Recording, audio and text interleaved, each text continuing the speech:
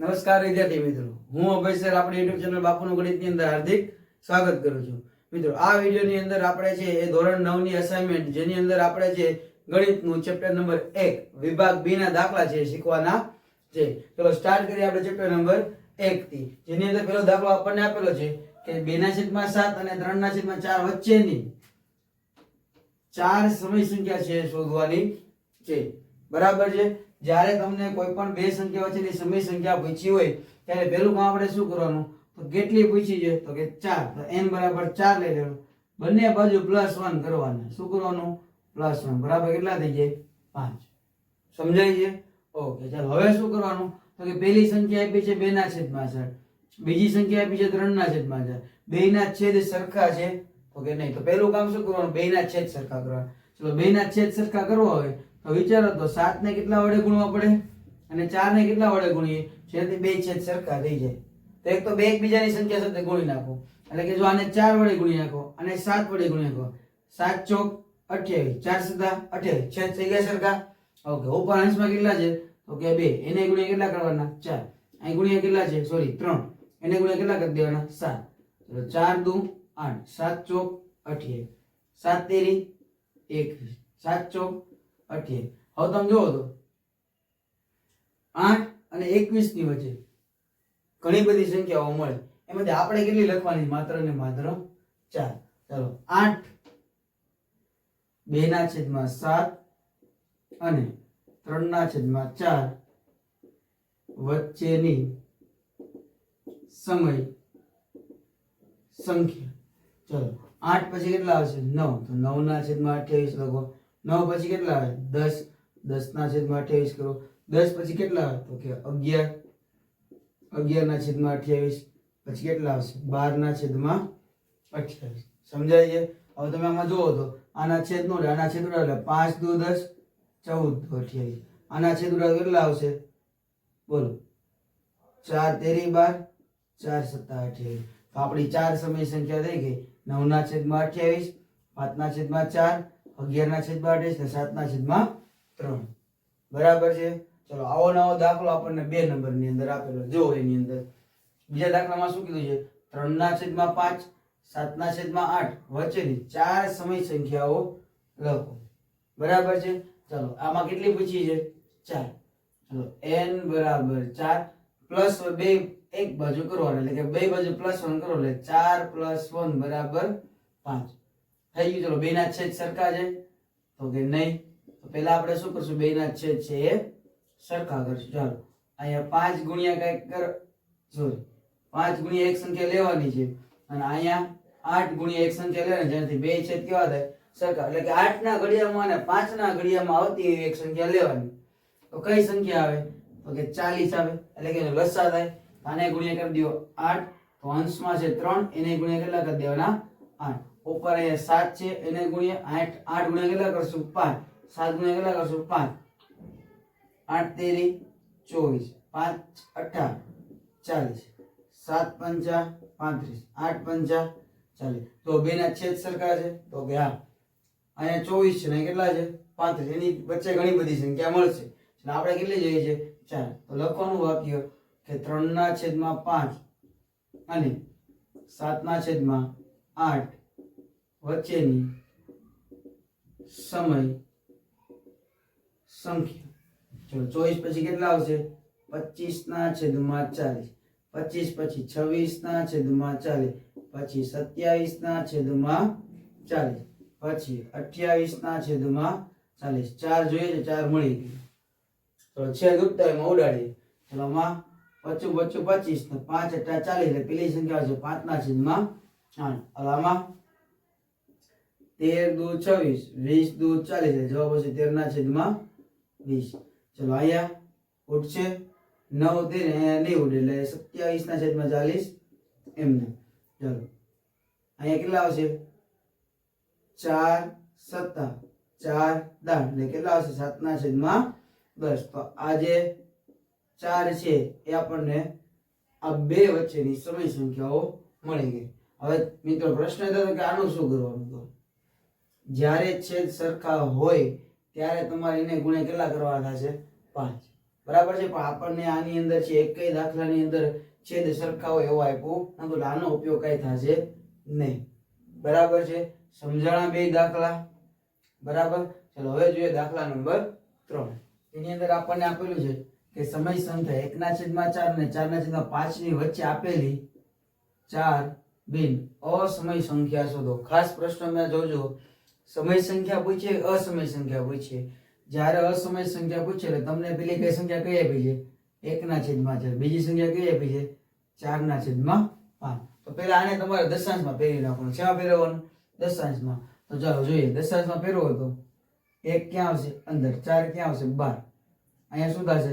0. અહીં મૂકવાનું 0.4 દુ 8. કેટલા વધે? 2. 0 મૂકો 4 પંચા 20. કેટલો જવાબ આવ્યો? 0.25. સમજાણી આ વસ્તુ? ઓકે. હવે આમાં 4 આવશે અંદર, 5 આવશે બહાર. જો ડાયરેક્ટ આવડતું હોય તમે ડાયરેક્ટ 0.8 લખી શકો. જો 0 અહીંયા 0, 5 8 40. જવાબ કેટલો આવશે? 0.8. તો સમજણ હોય સુધીનું? ઓકે. ભાગાકાર તો તમને પોઈન્ટ વાળા આવડતા હશે. ચાલો હવે જો કે આમાં પહેલી સંખ્યા છે 0.25. આમાં કેટલી સંખ્યા છે? પોઈન્ટ પછી એક અંક છે. અહીંયા પોઈન્ટ પછી કેટલા અંક છે? 2 અંક. ત્યાં 2 અંક બનાવી દઈએ. અહીંયા કેટલા છે? 25. અહીંયા કેટલા છે? 80. તો આની વચ્ચે કોઈ પણ 4 અસમય સંખ્યા લેવાની. ચલો 25 અને 80 ની વચ્ચે કઈ કઈ સંખ્યા હોય? 26, 27, 28 લઈને 79 સુધીની કોઈ પણ આવે. એમાંથી કોઈ પણ એક સંખ્યા તમારે લખવાની. તો લખીએ આપણે કે ભાઈ 1/4 અને 4/5 ની વચ્ચે આવેલી અસમય સંખ્યા. બરાબર છે. ચલો પોઈન્ટ પછી શું આવે? પોઈન્ટ 26 આવે. આવે કે ન આવે? 26 છે, આ બે ની વચ્ચે આવે. એના પાછળ એક 0 લગાડી દેવાનો. શું કરવાનું? એક 0 લગાડવાનો. હવે પાછી એની સંખ્યા લખવાની. હવે કેટલા 0 લખવાના? 2. હવે એની સંખ્યા જ લખવાની. પાછળ કેટલા 0 લગાડવાના? 3. તો આ રીતે તમને છે અસમય સંખ્યા મળે. બરાબર છે. ચલો બીજી એક સંખ્યા બોલો તમે. 40. ચલો 40 પછી 1 મિનિટ વધારો એટલે કેટલા આવશે? 400. પછી 1 મિનિટ વધારો કેટલા આવશે? 4000. તો આ રીતે આપણને બીજી અસમય સંખ્યા મળે. ચાલો આના વચ્ચેની ગમે એક બોલો. 80 અને 25 ની વચ્ચે 36. ચલો 36 લઈએ, પાછળ એક 0 લઈ લો. 36 લઈ લો, પાછળ 2 0 કરી નાખો. 36 લખી પાછળ 3 0. થઈ ગઈ અસમય સંખ્યા. ચલો સમય સંખ્યા અને અસમય સંખ્યા છે આ રીતે લખે. ચાલો બીજી એક બોલો. 50 લઈ લઈએ, પછી 500, પછી 5000, આવી રીતે અનંત સુધી છે વિસ્તરેલી. હવે આને શું કહેવાય? અસમય સંખ્યાઓ. બરાબર છે. ચલો હવે જોઈએ દાખલા નંબર 4. એટલે પરીક્ષાની અંદર તમને છે ને આવો એક દાખલો જોવા મળશે. બરાબર છે. આ રીતનો એક દાખલો તો પરીક્ષાની અંદર હોય જ છે. ચાલો આને કહેવાય સમીકરણ. કઈ રીતે કરવાનું? ચલો 5√3 - 3√5. હવે તમને જે છેદની અંદર રૂટ વાળી સંખ્યા છે ને દૂર કરવાની છે. જો રૂટ છે ને એ વર્ગથી દૂર થાય. શેનાથી? વર્ગથી. √3 નો વર્ગ કર્યો હોય તો 3 મળે. એટલે આની અંદર સમીકરણ કરવામાં શું કરવાનું? આ સંખ્યા છે એની સંખ્યા લખી નાખો. વચ્ચે અહીં કઈ નિશાની છે? માઈનસ. તો અહીં કેવા લેવાના? પ્લસ. જો અહીં પ્લસ છે પછી અહીં કેવા લેવાના? માઈનસ. અહીંયા જે સંખ્યા આવે એની સંખ્યા ક્યાં લખવાની? ઉપર. એટલે આપણે શું કર્યું? તો કે 5√3 + 3√5 એના વડે એક વખત ગુણાકાર કર્યો ને એકવાર શું કર્યો? ભાગાકાર. પાછા આપણે ઉડાડે એટલે આપણે મૂળ સંખ્યા મળી જાય. મળે કે ન મળે? બરાબર. ચલો હવે શું કરવાનું? તો કે અંશનો અંશની સાથે ગુણાકાર કરી દે. અહીંયા 30 આવશે. અહીંયા ગુણાકારમાં 5√3 + 3√5. છેદની અંદર શું આવશે? તો જો આપણે એક નિત્યસમ આવે છે. એકવાર અને કાઉસ કરી દો. એકવાર માઈનસમાં, એકવાર પ્લસમાં છે. તો નિત્યસમ એક આવું જો a + b, a - b,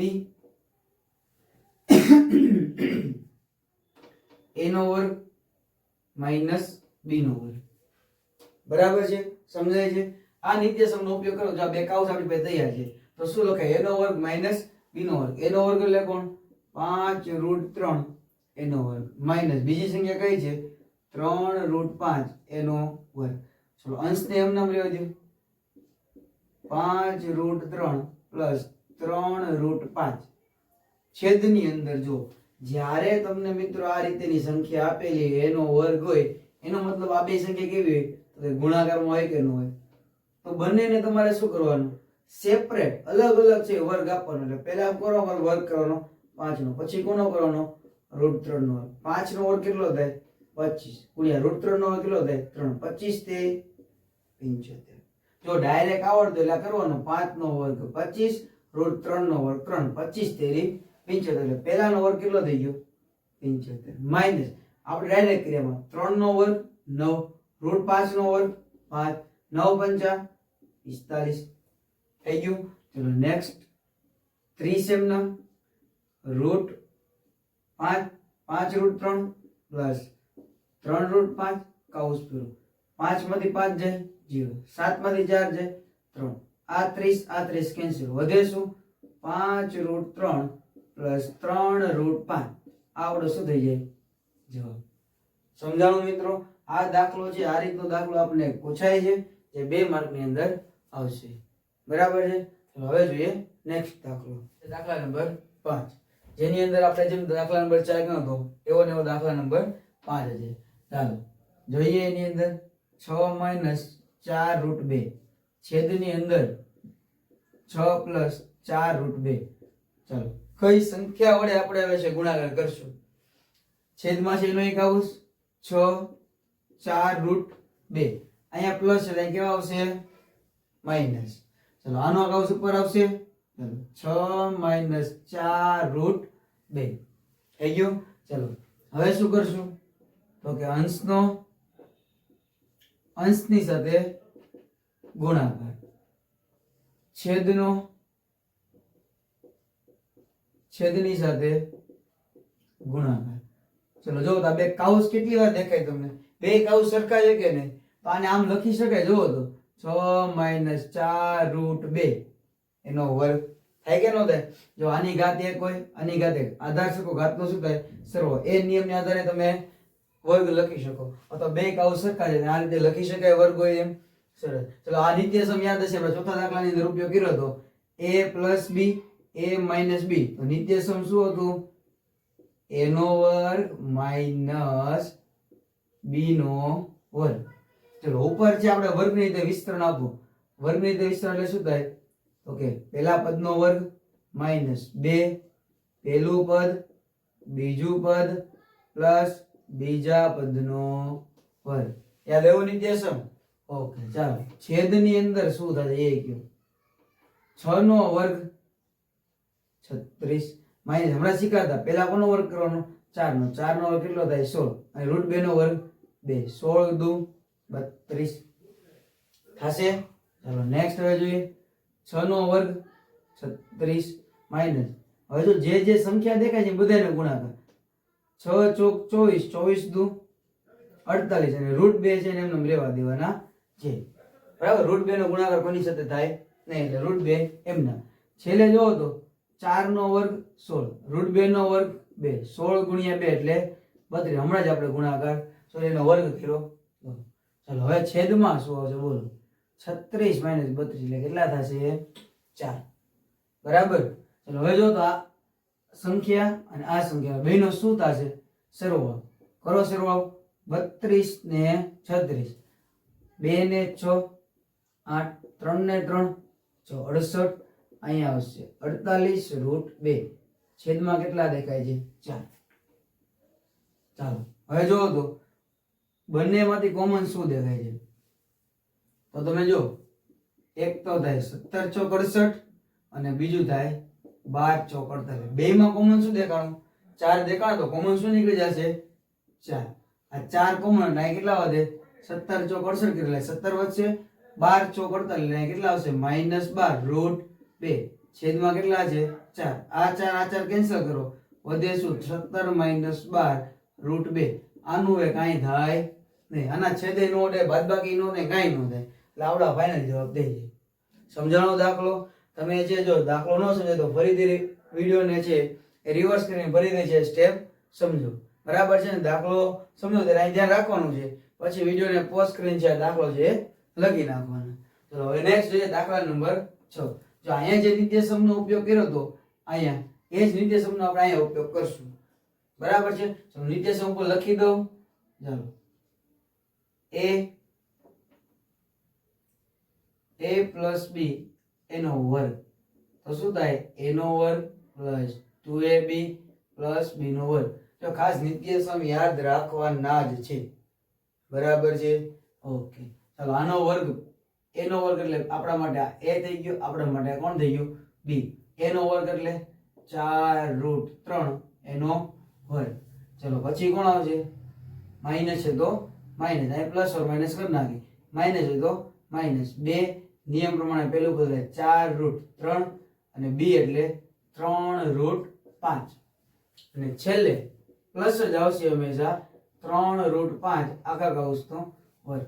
ચાલો હમણાં શીખાતા પેલા કોનો વર્ગ? 4 નો વર્ગ. 16√3 નો વર્ગ એટલે 3 16 તેરી 48.